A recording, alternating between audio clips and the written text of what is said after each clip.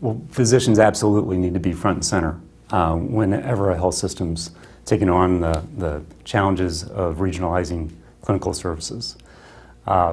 Once the health system is able to really form the why, why it's moving forward with this type of initiative, you really need the physician support throughout the rest of it, and returning to that why and having the physicians really take the lead to implement the changes that are necessary.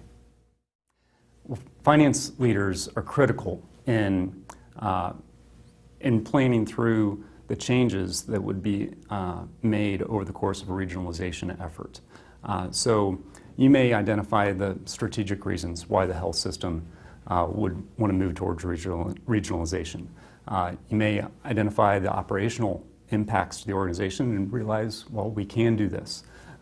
And be able to identify the political and cultural barriers to regionalization.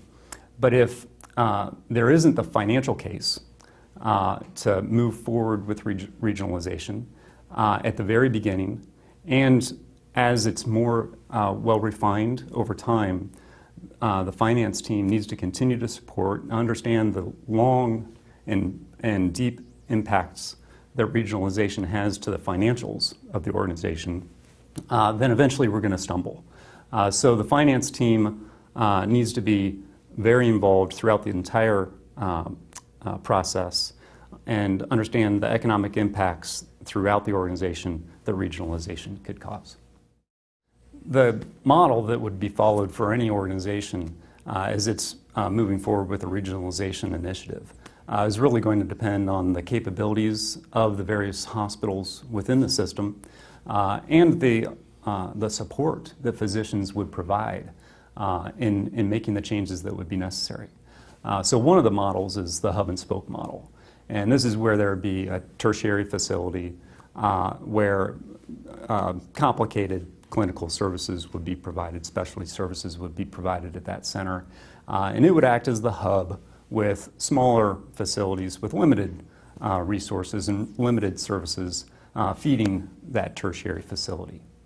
The coordinated model is one where all the hospitals involved would be providing the services they do, but there would be collaboration and coordination among the facilities. If a business case was prepared for the relocation or the elimination of services at one facility, then that would be considered down the road.